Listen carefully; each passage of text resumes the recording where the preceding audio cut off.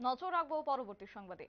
ই রিক্সা শ্রমিক ড্রাইভারদের নিয়ে এবার শ্রমিক কনভেনশন অনুষ্ঠিত হয়েছে কুমারঘাটে। ভারতীয় জনতা পার্টি পাবিয়াছড়া মণ্ডলের উদ্যোগে আজ এই কনভেনশন অনুষ্ঠিত হয়েছে, যেখানে আজ উপস্থিত ছিলেন পাবিয়াছড়া বিধানসভার বিধায়ক তথা প্রদেশ বিজেপির সাধারণ সেক্রেটারি ভগবান চন্দ্র দাস, এবং যেখানে আজ উপস্থিত ছিলেন ঊনকোটি বিজেপির সভাপতি পবিত্র দেবনাথ সহ অন্যান্যরা। তবে আজ বক্তব্য রাখতে গিয়ে বিধায়ক ভগবান দাস কি বললেন শুনবো।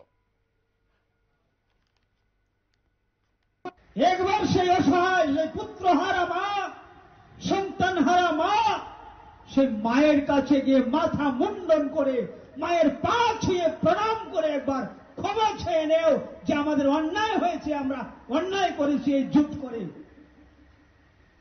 ভোট তো দূর কি বাদ, ভোট চাওয়া তোমাদের কাছে তো ওটা বড় অপরাধ, বড় অন্যায়। কিন্তু ক্ষমা তো চাও, ক্ষমা চাও সেই ভোটার কাছে যে বিধবা হয়ে অল্প বয়সে,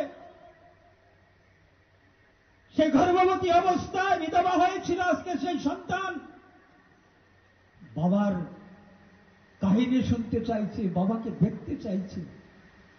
কি জবাব দেবে সেই বোনটিকে, স্বামীহারা বোনটিকে? কি জবাব দিবে তোমরা সেই বোনটাকে? পারবে জবাব দিতে? জবাব আছে তোমাদের কাছে?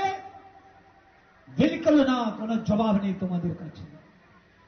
ক্ষমতার জন্য পাগল, ক্ষমতার জন্য অনুমাদ, এত ক্ষমতার স্বাদ। বিধবা করে বোনকে, সন্তান হারা করে মাকে আজকে তোমরা কংগ্রেস সিপিএমে সুখের সংসার, ঘর বাঁধার সংসার করার স্বপ্নে বেদুর হয়ে উঠেছ। আর সেই মায়ের কান্না আজকে চলছে। জবাব আপনারা দেবেন না? বিচার আপনারা করবেন না? তাদেরকে যোগ্য জবাব আপনারা দেবেন না?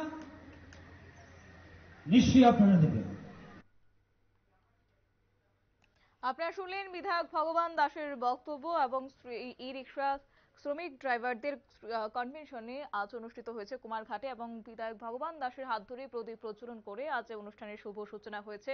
ভারতীয় জনতা পার্টির পাবিয়াছড়া মণ্ডলের উদ্যোগেই আজ ই রিক্সা শ্রমিকদেরকে নিয়ে আজ এই কনভেনশন। মূলত এই কনভেনশনে উপস্থিত ছিলেন পাবিয়াছড়া বিধানসভার বিধায়ক তথা প্রদেশ বিজেপি সভাপতি, প্রদেশ বিজেপির সাধারণ সেক্রেটারি ভগবান চন্দ্র দাস, এবং পাশাপাশি উপস্থিত ছিলেন ঊনকোটি বিজেপির সভাপতি পবিত্র দেবনাথ। নিয়ে নিচ্ছে ছোট্ট একটি বিজ্ঞাপন বিরতি, সঙ্গে থাকুন।